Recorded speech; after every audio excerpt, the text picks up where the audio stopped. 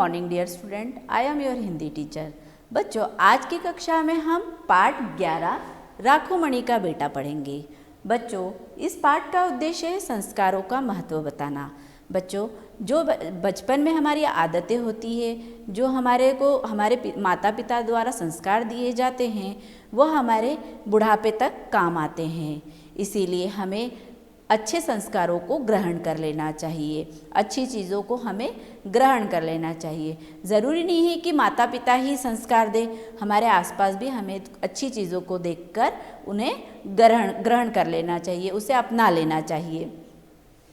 इसी प्रकार समाज की जो नीतियाँ होती है या समाज में जो परंपराएं होती है, उन्हें भी हमारे लिए जानना ज़रूरी होता है। जो चीज़ें अच्छी होती है वह कई समय तक चलती आती रहती है, और जो चीज़ें बुरी होती है उसका विरोध भी हमें करना चाहिए।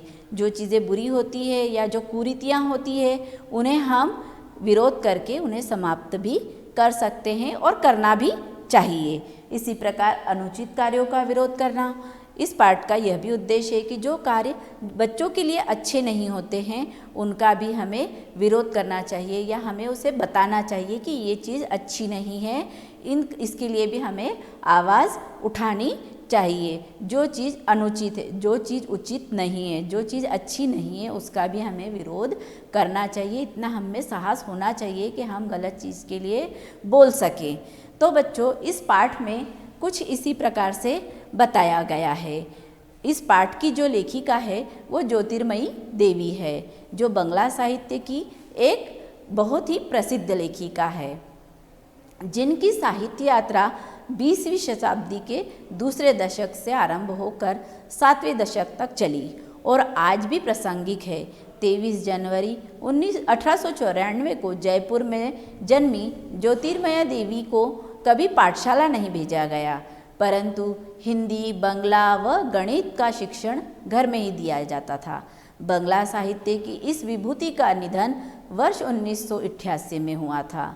राखोमणि का बेटा कहानी में समाज की विभिन्न सच्चाइयों की जानकारी दी गई है।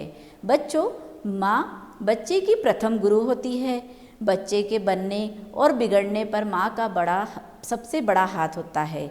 यदि माँ द्वारा बच्चे के अनुचित कार्यों का पक्ष लिया जाए तो उसके बिगड़ने की प्रबल संभावना होती है, बहुत ही ज़्यादा संभावना होती है। प्रस्तुत पाठ में इस तथ्य को ही उद्घाटित किया गया है। चलिए जानते हैं इस कहानी के द्वारा कि किस प्रकार एक माँ गुरु होती है, अपने बच्चों को जो संस्कार देती है वे बच्चे बड़े होने तक अपने पास संभाले रखते हैं। तो इसीलिए माँ को ही प्रथम गुरु कहा गया है। लेखिका के घर के आसपास रहने वाली राखोमणि नाम की सुनारिन विधवा होने के बाद 2 बेटों और 3 बेटियों की चिंता में रहती थी। मतलब वे जाति से सुनार थी, है ना। लोगों ने इस तरह उसे तरह तरह से समझाया कि किसी के घर का काम मिलने में भी उसे जातिगत और सामाजिक स्तर की बाधाएं आ रही थी। तो लोगों ने समझाया कि तुम्हें किसी छोटी जाति के व्यक्ति के यहाँ काम नहीं करना है। यह कहानी उस समय की है बच्चों, जब जातिगत बाध्यता समाज में प्रचलित थी। उस समय राखोमणि सुनार परिवार से संबंध रखती थी, जो कि उच्च जाति की थी। इसीलिए उसे जाति से निम्न जाति के घर में काम न करने की समझाइश दी गई थी। इसीलिए इसे सामाजिक बाध्यता कह सकते हैं कि वह अपने से उच्च कुल में ही काम करे, क्योंकि समाज में रहना है तो समाज के बनाए नियमों के अनुसार ही चलना होगा। किसी तरह उस गांव में ही काम मिल गया था उसे। बड़े बेटे रवि को उसने अनाथ आश्रम के विद्यालय में भेज दिया था, और छोटे बेटे कैस्टो के लिए अभी तक कोई इंतज़ाम नहीं कर पाई थी। वहाँ गांव के धनी वर्ग के बच्चों के साथ खेलता रहता था। एक दिन खेल में बच्चों का आपस में झगड़ा हो गया। कैस्टो ने बुरी बुरी गालियाँ निकाली और ज़ोर ज़ोर से चिल्लाने लगा। राखोमणि ने अपने पुत्र का ही पक्ष लिया, इससे कैस्टो को और बढ़ावा मिला। लेखिका ने उसे पुत्र का गलत पक्ष लेने के लिए आगाह किया। उसे बताया कि तुमने अपने पुत्र को गलत चीज़ के लिए बढ़ावा दिया, और निम्न वर्ग के लोग शोषित और पीड़ित होते हैं, और राखोमणि लेखिका ने उसे पुत्र का गलत पक्ष लेने के लिए आगाह किया। राखोमणि को लगता था कि उच्च वर्ग के लोग अहंकारी और बुरे होते हैं और निम्न वर्ग के लोग शोषित और पीड़ित। राखोमणि के पुत्र केष्टो का पढ़ाई में मन नहीं लगता था। मैडम पॉज कर देना। लेखिका ने उसे अपने घर रख तो लिया, लेकिन वह खा पीकर नए कपड़े पहनकर स्कूल तो जाता था, किंतु पढ़ाई के प्रति लापरवाह था। उसे कर्तव्य बोध नहीं था।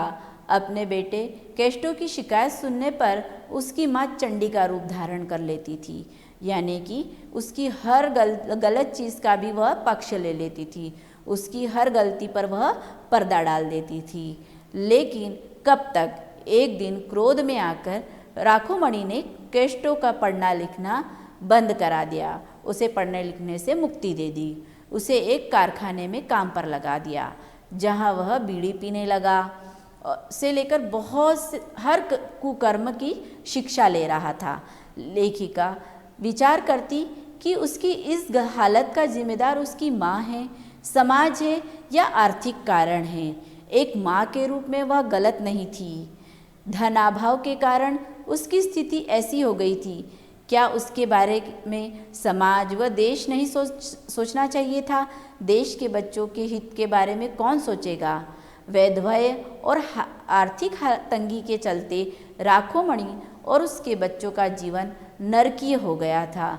यदि सामाजिक व्यवस्था कुछ ऐसी होती कि उसे सही समय पर काम मिलता, अच्छा वेतन मिलता, उसके बच्चों को अच्छी शिक्षा मिलती, तो पूरा परिवार इस तरह बर्बाद नहीं होता।